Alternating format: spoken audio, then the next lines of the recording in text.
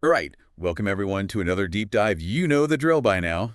Listener sends us source material, we dive in, we analyze it, and we share some insights with you guys. And this time we've got a collection of audio clips from Zen and the Art of Making a Living by Laurence Boldt. Exactly.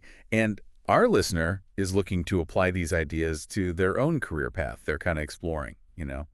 Yeah, seems like they're open to a whole bunch of options. Entrepreneurship, freelancing, even nonprofits. Yeah, the whole buffet. Yeah. So we've got a lot to cover. One thing that jumped out at me right away was this idea that Bolt keeps coming back to, this idea that we're all basically self-employed now. And he wrote this back in the 90s, way before the whole gig economy thing really exploded. Yeah, it's amazing how prescient he was. He really saw the shift coming, this shift away from like the traditional career path, the 30-year grind with the gold watch at the end. Right. Yeah. Like, that's just not the reality for most people anymore. And Bolt is saying, look, it doesn't matter if you're working for a huge corporation or running your own little side hustle. We're all responsible for our own careers now. We're all managing our own skills, our own marketability. So are you taking ownership, listener? Are you investing in your own development? Are you being proactive, even if you're not running your own business? These are the questions Boldt is pushing us to consider. And he uses this really interesting analogy to illustrate this shift in the job market. Okay, lay it on us. He compares individuals and small businesses to, get this, gorillas. Gorillas. Yep, gorillas operating in a world dominated by corporate superpowers. I like where this is going. So we all need to be like big, strong gorillas to survive in the modern job market. Well, not exactly. It's not just about brute strength. Think about it. A gorilla can't overpower a lion, right? Right. But they can use their intelligence, their agility, their knowledge of the environment to their advantage. Oh, I see. So it's about being strategic, knowing your terrain. Exactly. And that's what Boldt is saying about individuals and small businesses. We need to play to our strengths, be adaptable, find ways to stand out without becoming prey to those bigger companies. So listener, are you carving out your own niche? Are you finding ways to make yourself indispensable? Or are you kind of feeling lost in the corporate jungle? Now, one of the key things Boldt emphasizes is the importance of learning from OPE. OPE? Yeah, Yeah. other people's experience. Ah, like the cheat codes for success. Exactly. He's a huge believer in not reinventing the wheel. Why make the same mistakes others have already made? Learn from their experience. So find a mentor, read some books, go to a conference, soak up all that wisdom. But Boldt goes beyond just learn from others. He talks about something he calls imaginative projection. It's really interesting. Okay, I'm intrigued. What's imaginative projection? Well, it's about really engaging with the information you're taking in, not just passively consuming it, but actively applying it in your mind. Like visualize yourself putting those concepts into practice. Exactly. Boldt says when you're reading a book or listening to a lecture, imagine yourself overcoming obstacles. Picture yourself achieving success. So it's like mental rehearsal for success. Exactly. You're creating those neural pathways, building confidence that will help you translate those insights into action. That's powerful stuff. You Yeah. got to internalize it, make it your own. Now, this leads to something that can be a little tricky for some folks. Self-promotion. Oh, yeah, that's a big one. Especially for people in creative fields, there's this resistance to putting yourself out there. Right, like it feels kind of icky, Mhm. like you're selling out or bragging. Yeah.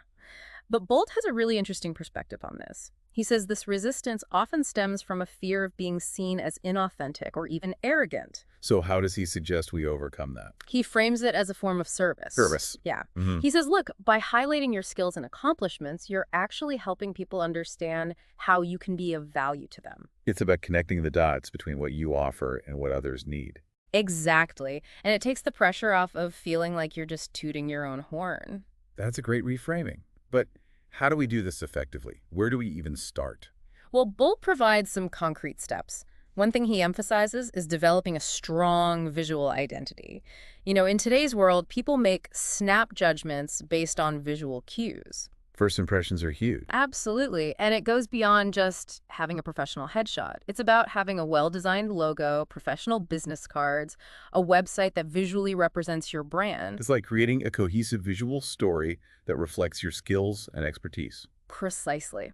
And speaking of storytelling, Boldt highlights the importance of the written word, especially for freelancers. He encourages creating a portfolio that showcases your best work. crafting compelling proposals, writing a bio that captures your unique voice. Exactly. It's about using words strategically to paint a picture of who you are and what you can offer. Don't forget testimonials. Those are like gold, right? Absolutely. Social proof is incredibly powerful. Boldt encourages freelancers to actively solicit positive feedback from satisfied clients and to display those testimonials prominently. It's like having a chorus of voices vouching for you. Precisely. Yeah. But alongside crafting this compelling online presence, Boldt also emphasizes the importance of networking and building relationships offline. He even says that a business is a reflection of the people who run it and the people they know. Exactly. It highlights that interconnectedness. He encourages attending industry events, joining professional organizations, even just connecting with people in your field on a regular basis. But it's not just about handing out business cards, right? Yeah. It's about building genuine connections. Exactly. Boldt encourages us to be curious about others, ask thoughtful questions, be genuinely interested in helping each other succeed. So, listener, how are you approaching your networking efforts? Are you being generous? Are you being authentic? Are you building those relationships that could be so valuable down the line? Now, we're going to shift gears a bit and talk about a career path that Boldt explores in depth: freelancing. He acknowledges the allure, the freedom, the flexibility, being your own boss. Yeah, that's definitely appealing. But he also cautions about the potential pitfalls. There's always a catch, isn't there? Right. He talks about the challenges of unstable income, the constant hustle for clients, and the isolation that can come with working independently. He even uses this phrase, the freelance freedom trap. Oh, that's a good one. So how do we avoid falling into that trap? Boldt emphasizes the importance of self-discipline, organization, and a strong sense of self-belief.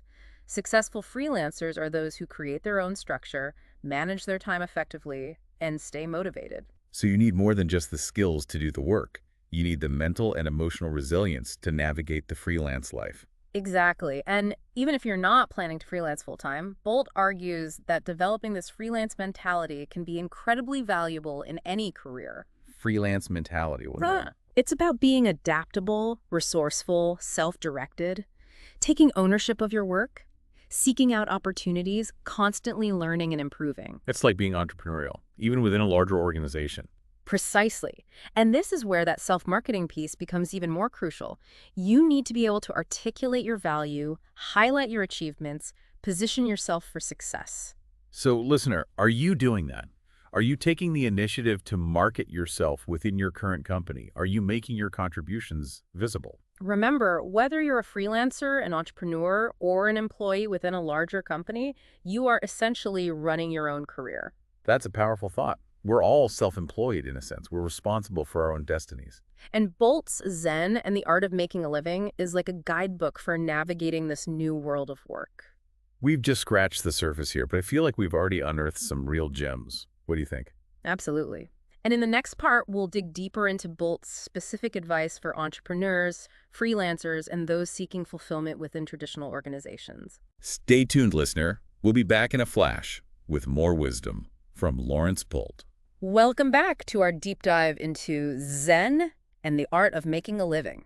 Last time we were really getting into this idea of imaginative projection, using our imagination to really absorb information and kind of prep ourselves for success. Right. It's not enough to just passively consume knowledge. You got to actively engage with it, visualize yourself applying those concepts in the real world. I've been trying it out with some of those career advice books, and it's crazy how much more I remember when I actually picture myself putting those ideas into action. That's fantastic. Boldt would be thrilled. He was all about taking action, making those ideas real.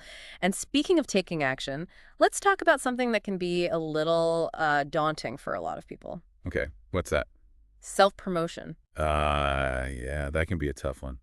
It's funny, right? We live in this world where everyone's constantly promoting something on social media, but when it comes to our own work, it can feel kind of awkward, you know? It's almost like a paradox. And Boldt, he offers a really interesting perspective on this. He says this resistance to self-promotion, it often comes from a fear of being seen as inauthentic. Right, like you're bragging or being arrogant. Exactly. But he challenges us to rethink what self-promotion really means. He frames it as a form of service. Service. Yeah, think about it. By highlighting your skills, your accomplishments, you're actually helping people understand how you can be of value to them. You're connecting the dots between what you offer and what they need. Okay, I like that reframing. It takes the pressure off a bit. But how do we actually do this effectively? Where do we even begin? Boldt gives some really concrete steps. And one that I find super helpful is this idea of developing a strong visual identity. First impressions, they really matter in today's world. Oh, absolutely. People make snap judgments based on visual cues. Right. And it goes beyond just having a nice headshot. Bolt's talking about having a well-designed logo, professional business cards, even a website that visually represents your brand. It creates this sense of credibility and professionalism. It's like telling a visual story about who you are and what you do. Exactly. And speaking of storytelling, he also highlights the power of the written word, especially for freelancers. He encourages creating a portfolio that showcases your best work, writing compelling proposals, having a bio that captures your unique voice and expertise. It's about using words strategically to paint that picture. Right. And don't forget testimonials. Social proof, it's incredibly powerful. Oh, yeah. Those are like gold. When I'm looking for a service, testimonials can really make a difference. Absolutely. Boldt encourages freelancers to actively seek out positive feedback from happy clients and to display those testimonials prominently. It's like having a bunch of people vouching for you. Exactly. But alongside this awesome online presence, Boldt also reminds us about the importance of good old-fashioned networking, building relationships offline. He even says a business is a reflection of the people who run it and the people they know. Right. It emphasizes that we're all connected. He encourages attending industry events, joining professional organizations, or just making an effort to connect with people in your field. But it's got to be more than just handing out business cards, right? You need to build genuine connections. Absolutely. Boldt says be curious about others, ask thoughtful questions, and be genuinely interested in helping each other succeed. So listener, are you approaching your networking efforts with that kind of generosity and authenticity? Are you building those relationships that could be so valuable down the line? Now let's dive into a career path that Boldt explores in detail. Freelancing. He acknowledges the allure of the freelance lifestyle, the freedom, the flexibility, being your own boss. Sounds pretty great. Right, it can be. But he also cautions us about some potential downsides. There's always a flip side, isn't there? Right. He talks about the challenges of inconsistent income, the constant hustle for clients, and the isolation that can come with working independently. He even calls it the freelance freedom trap. Ooh, freelance freedom trap. I like that. So how do you avoid falling into that trap? Well, Boldt stresses the importance of self-discipline, organization, and a strong sense of self-belief. Successful freelancers, they create their own structure, manage their time well, and stay motivated even when they're not accountable to a traditional boss. It's almost like you need to be even more disciplined when you're working for yourself. Exactly. And he argues that even if you're not planning to go full-time freelance, developing that freelance mentality can be incredibly valuable in any career. Freelance mentality, what does that mean? It's about being adaptable, resourceful, self-directed, taking ownership of your work, seeking out opportunities, always learning and improving. So it's like being entrepreneurial, even within a larger organization. Precisely. And this is where that whole self-marketing piece we were talking about earlier, it becomes even more crucial. You need to articulate your value, highlight your achievements, position yourself for success, even within your company. So listener, are you doing that? Are you marketing yourself within your current organization? Are you making your contributions visible? Remember, whether you're a freelancer, an entrepreneur, or working within a larger company, you're essentially in charge of your own career. You're the CEO of your own life, in a way. That's a powerful thought. Boldt really emphasizes that we're all responsible for shaping our own destinies, no matter what path we choose. And his book, Zen and the Art of Making a Living, it really is like a roadmap for navigating this new world of work. It's about taking ownership, being proactive, and finding that sweet spot where your passions and skills intersect with the needs of the world. We've covered a lot of ground already, but we've only just scratched the surface. There's so much more to explore. In the next part, we're going to delve even deeper into Boldt's insights, especially his advice for entrepreneurs, freelancers, and those seeking fulfillment within more traditional work settings. So don't go anywhere. We've journeyed through a lot of insightful terrain with Laurence Boldt's Zen and the Art of Making a Living, haven't we? Absolutely. From the evolving job market to the importance of continuous learning and self-promotion, Boldt's work is like a treasure chest for those shaping fulfilling careers. And in this final leg of our deep dive, we're zeroing in on his advice for those drawn to captaining their own ship. The entrepreneurs. Ah, yes, the entrepreneurs. Boldt paints this vivid picture of sailing the entrepreneurship, acknowledging the exhilarating freedom, but also Those potential storms you gotta weather when charting your own course. He's definitely not sugarcoating it. It's clear that entrepreneurship demands a serious level of commitment. It's not for the faint of heart. It requires dedication, embracing uncertainty, and that resilience to bounce back from setbacks, because there will be setbacks. So listener, if the entrepreneurial life's calling you, buckle up. Boldt offers a roadmap for this journey, and one of the first things he stresses is having a crystal clear vision. And he's talking about more than just a good idea. It's got to be a compelling answer to a real need in the world. He wants entrepreneurs to ask, what problem are you solving? What value are you offering? Who benefits from what you're bringing to the table? It's about going deeper than just a surface-level concept. You need that deep why driving your business. It's what fuels your passion and keeps you going when things get tough. And speaking of tough, Boldt is a big advocate for building a team.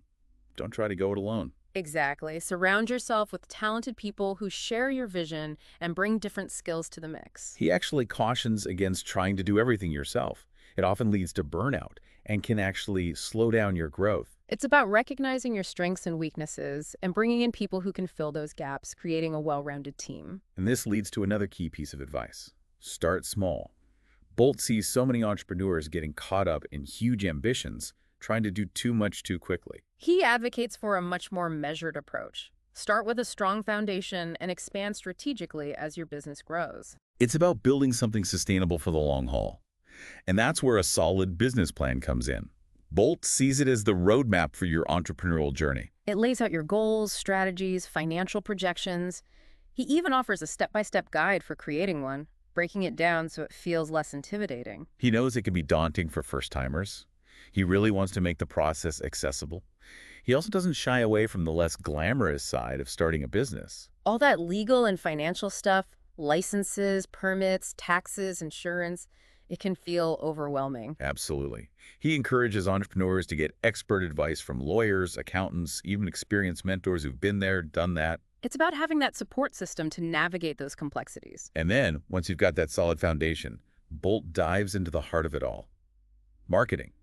He's clear that even the best product or service will fail if nobody knows about it. Marketing is key. He talks about knowing your target audience, creating a strong brand, and having a plan to reach the right people at the right time with the right message. And he's a big fan of networking, building those relationships, both online and offline. Word of mouth is still so powerful, especially for small businesses.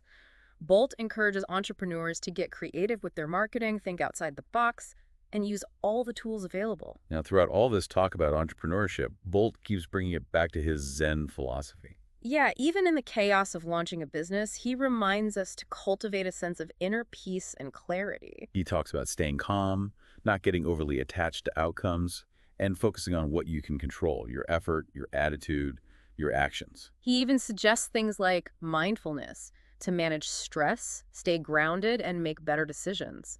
It's not just about building a business, it's about building a balanced, fulfilling life. So listener, if you're ready for this adventure, take Boldt's wisdom with you. Be ready for challenges, embrace the wins, and never lose sight of your vision. You don't have to go it alone. Build that supportive team, get advice from the experts, and most importantly, stay connected to your passion and your purpose. Well, that brings us to the end of our deep dive into Zen and the Art of Making a Living by Laurence Boldt. What a journey it's been. From the changing job landscape to the nuances of self-promotion, freelancing, entrepreneurship, and finding purpose in more traditional roles, Boldt's insights offer something for everyone. His emphasis on self-reliance, constant learning, and aligning your work with your values is a message that truly resonates. It's a reminder that we all have something unique to contribute.